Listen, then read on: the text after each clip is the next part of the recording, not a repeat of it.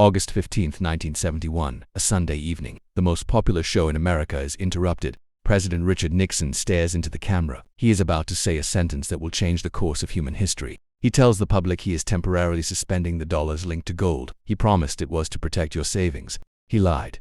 It wasn't temporary, and it didn't protect you. It quietly stole your future. Before that night, if you worked harder, you got richer. After that night, the rules of the game were rewritten against you. If you're wondering why you can't afford a home, why prices only go up, and why saving money feels pointless, you have to go back to that Sunday in 1971. This is the story of the greatest default in history. To understand the crime, you have to understand the vault. 1944.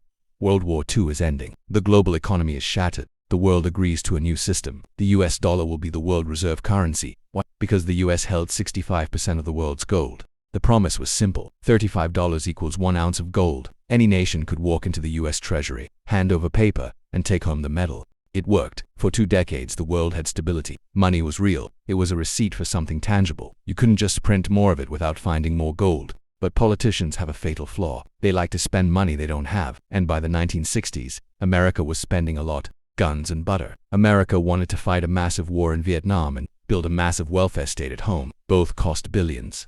So, they turned on the printer. The US printed more paper claims on gold than there was gold in the vault. They were writing checks their vault couldn't cash. The world wasn't stupid. The French, led by Charles de Gaulle, did the math. They realized the dollar was diluted. De Gaulle did something legendary. He sent the French Navy to New York. He handed over his paper dollars and said, "I want my gold now, please." It started a run on the bank. Other nations panicked. They rushed to redeem their dollars. The gold began draining out of Fort Knox at a terrifying speed. August 13, 1971. Friday, Nixon summons his top financial advisors to Camp David.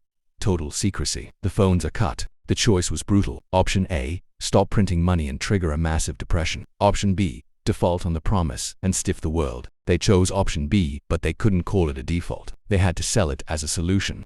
When he went on TV that Sunday, he said he was suspending convertibility. He severed the link between the dollar and gold. In that second, the dollar became fiat. Fiat, Latin for let it be done. Money by decree. It was no longer a claim on an asset. It was just paper, backed by nothing but the government's word. So, what happened? First, the theft of labor. Workers kept becoming more productive, but for the first time in history, their wages stopped rising. Where did the extra money go? To the owners of assets. Because when money is easy to print, those close to the printer Wall Street, banks, corporations get it first. Inflation exploded, but not just the price of milk. The price of assets, houses, stocks, art, they became financial vehicles to escape the melting dollar. In 1970, a single income could buy a home. Today, 2 incomes struggle to pay rent. That isn't an accident. That is the currency losing its value. To keep up their lifestyle, Americans turned to debt. We replaced gold with credit cards. The entire modern economy is built on a mountain of IOUs that can never be paid back. We are living in a 50-year experiment. No fiat currency in history has survived forever. They all return to their intrinsic value, zero. The system requires you to stay asleep,